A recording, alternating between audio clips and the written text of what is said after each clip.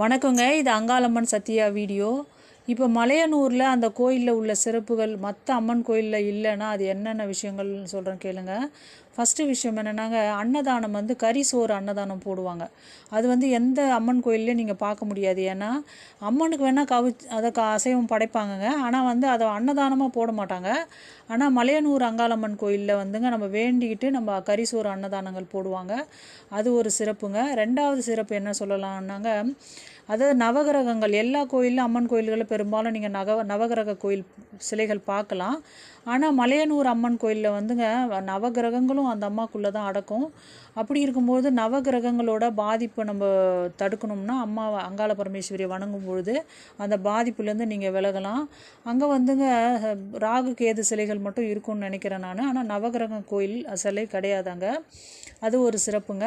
மூணாவது எந்த அம்மன் கோயிலும் சுடுகாட்டில் இருக்காது. ஆனால் மலையனூர் அங்காளம்மன் சுடுகாட்டில் தான் அமைஞ்சிருக்காங்க. அந்த அம்மா கோயில் அதோட பெரிய சிறப்பு என்னன்னா சுடுகாட்டில் இருக்கிறது. நாலாவது என்ன சொல்லலாம்னாங்க, இப்போ ஒரு ஒரு கோயில் கோயில் பக்கத்தில் இருக்குன்னா யாராவது இறந்துட்டா கூட அந்த கோயிலை மூடிடுவாங்க, அது தீட்டுன்னு சொல்லிட்டு. ஆனால் மலையனூர் அங்காளம்மன் கோயிலில் அந்த அம்மா கோயில் எல்லைக்குள்ளேயே பணம் எரியும். அதுதான் அங்கே பெரிய சிறப்பு. அது ஏன்னா அம்மா சுடுகாட்டில் அமர்ந்திருக்கிறதுனால. அப்புறம் கடைசியாக முக்கியமான சிறப்பு என்னென்னாங்க, செய்வினை கோளாறுகள் மலையனூர் போனால் சரியாகும் மற்ற அம்மன் கோயில்களை விட.